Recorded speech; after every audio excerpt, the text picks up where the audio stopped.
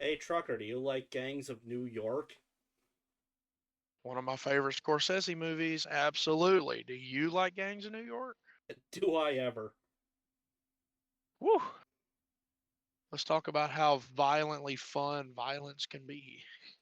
This movie is genuinely incredible. This is what Braveheart wanted to be. This movie, while also 16 and a half hours long, I know because I stayed up for that long to watch it when I should have been going to sleep, when I had a big test in the morning and a shift to follow. I stayed up for the whole thing and it felt like it was good. It was done in 30 minutes. Absolutely stunning movie through and through.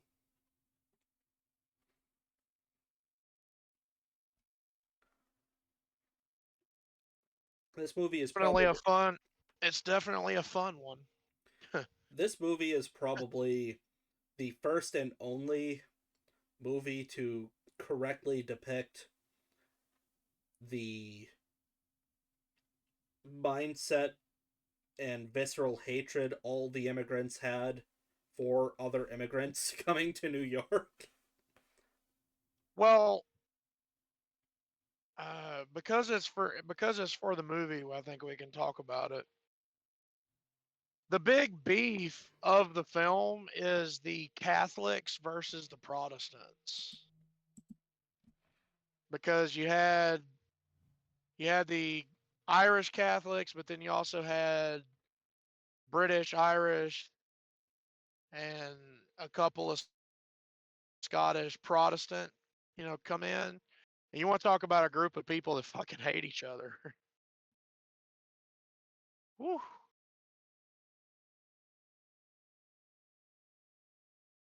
Liam You talk Neeson about you talk about Daniel Day Lewis. That's a Liam good Neeson movie. is in the movie for 20 minutes and dies, and that kicks off what we know the movie to be.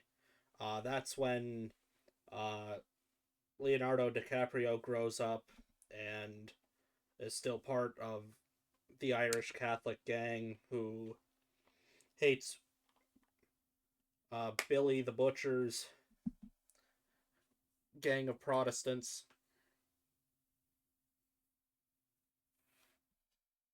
Actually, I might have screwed that up. No, Billy the Butcher was Catholic.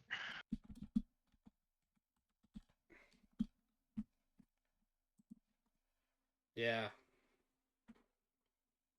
Will Cutting, Billy the Butcher. or later in real life known as William Poole. Yep. Yeah, he was the leader of the Washington Street Gang, or the Bowery Boys.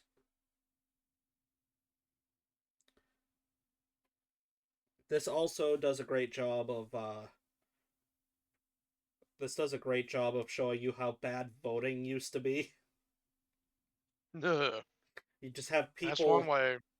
That's one way to put it. people are sitting outside of bars from each gang, and one of my favorite scenes of that sequence is this dude is clearly drunk and drugged as far as he can be, and they grab him by the shirt and like, get in here and vote. He's like, sir, I voted 3 times today. Well, good, have another. Looks like you got time to vote again.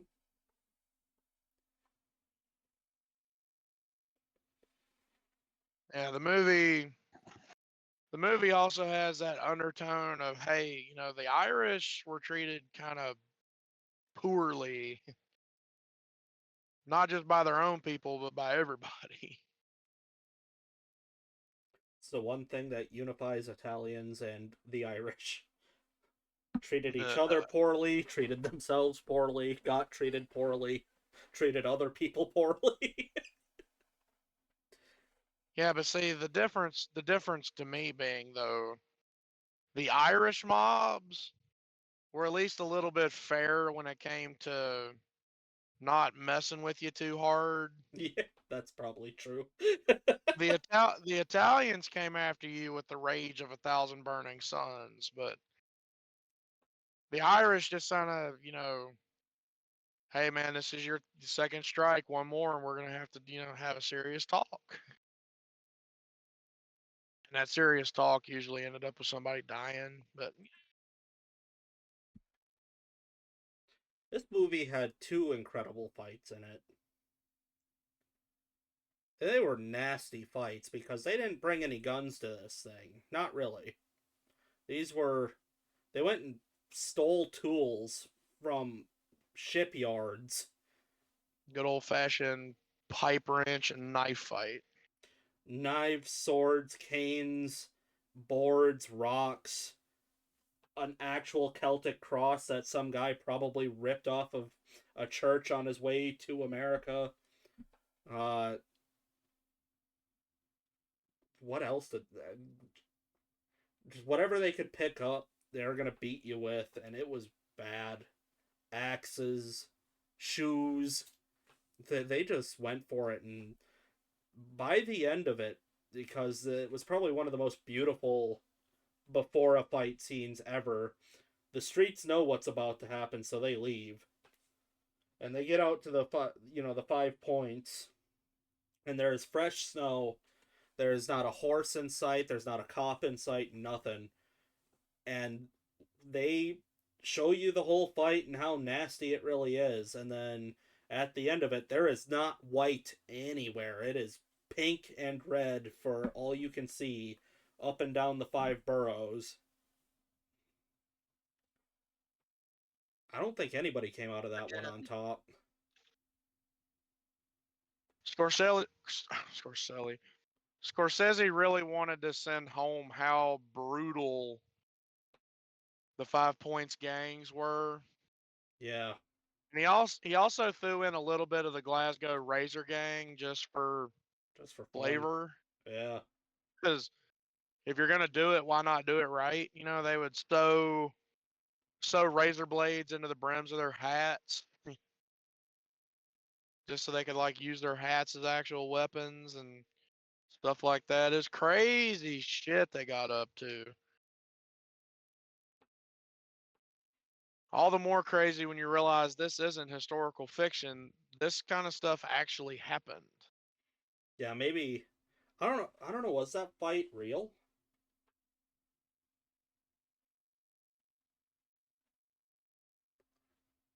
I'm not entirely sure that fight was exactly real the way that they show it, but that kind of stuff happened.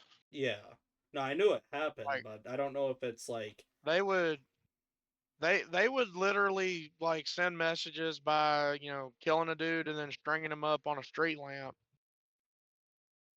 in the area he was from, you know. Send that message, this is what happens when you mess with us. It's It was a bad time for people to be caught in the crossfire. I And that think was another thing. Not to talk too much crap on you and your Italian heritage and all that, but the Irish usually didn't go for collateral damage. You know what I mean? Like they would do stuff the best of their to the I say best of their ability. They were not in favor of massive amounts of collateral, wherein a lot of the Italians just didn't care. yeah, every business has a collateral.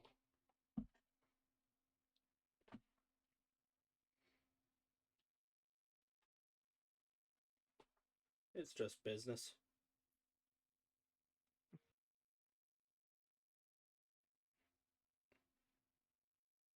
But this movie was filmed in 2002 and is probably the best edited and mixed in terms of color of any movie that I've seen in a long time. I think they call that cinematography.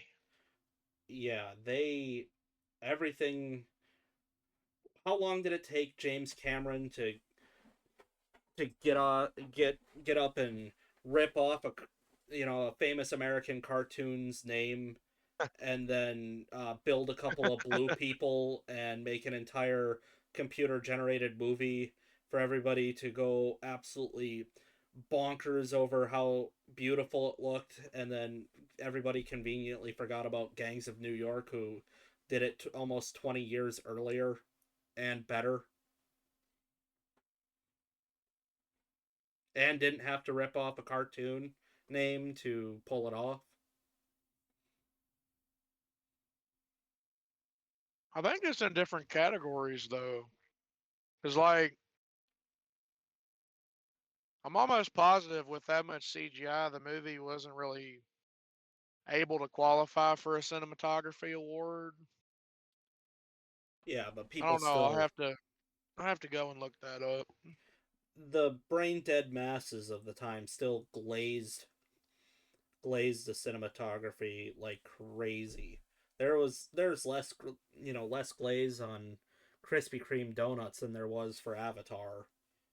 Well, I'm very picky when it comes to cinematography. Like I can't remember if I've put it on the list or not, but one of my favorite movies that has like the best cinematography in my opinion is Road to Perdition, which is another gangster movie.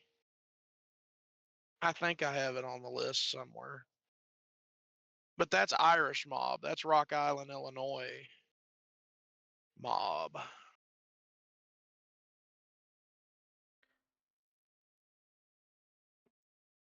This was also one of those movies where everybody was so well written. There's something to like about everybody too.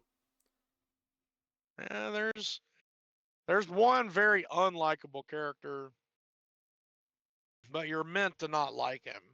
Yeah, it was Bill. Played by oh yeah. Bill is a very easy to hate character, but for that same reason he's also really easy to like. He's just done so well. Kind of like Negan from Walking Dead. You hate him, but you also kind of like him a little bit. I I don't know. I immediately loved Negan.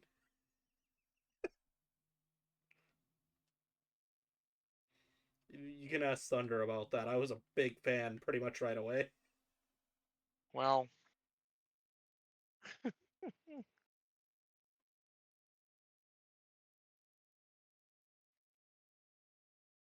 I liked him, but I liked him for how good of a villain he was. It wasn't until they really tried to humanize him in some of the later things where I was like, you know what, I get it. No, I didn't need them to humanize him. I loved him. I'm a big fan. Oh, that reminds me. Oopsies. Um, you want to finish out with our songs, but an incredibly bad joke from The Walking Dead. Sure, what do you have for me? You know Glenn from The Walking Dead. You know what his favorite restaurant is? We're not doing this. It's Popeyes. Not playing your games.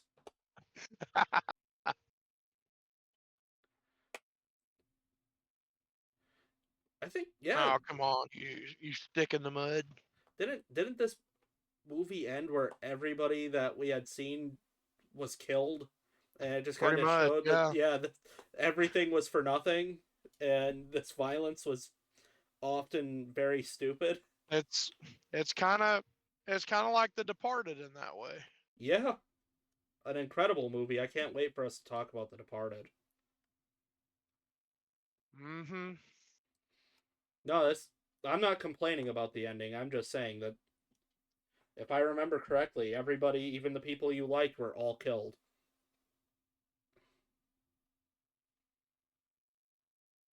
which is awesome. I Well, mean, that's how it should have ended. that's where Martin gets it from. What? I said that's where Martin gets it from. George R. R. Ah, Everybody you like dies. we don't have time to talk about Game of Thrones. We might have to do a separate thing after we're done with movies and start doing TV shows.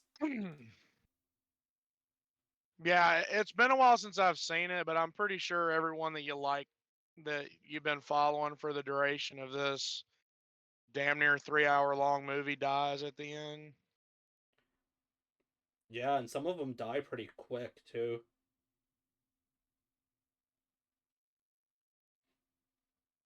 Like the most badass character in the whole movie, the guy who has a bunch of notches on his club, and they ask him what that's for, and he goes, "This is all the souls I have to answer to God for."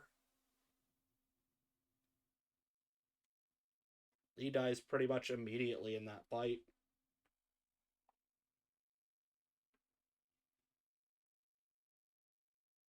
Well, see, that's that's the brutal nature of reality. You could be, you know, the biggest badass ever, but all it really takes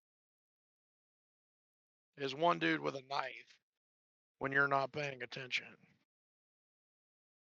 Well, and how could you pay attention when there's 5 groups fighting you? You're in a 4v1 situation at all times. Exactly. You can't. And that's another thing. The movie does really just shows that there's no point. Yeah. You shouldn't be doing this. But I think that's a good place to leave this one. Highly, highly recommend that you go watch this. You have time, trust me. This is one Mhm. that you have time to watch at least 6, 7 times if you can. But we like to end this one, you know, we like to end these things with a band and or song. I think I did the. Did I go first last time? No, I think I did. Okay. Uh, Now I will preface this by I didn't name the band, so don't come after me, but it is also thematically correct. The song Pepper by the Butthole Surfers.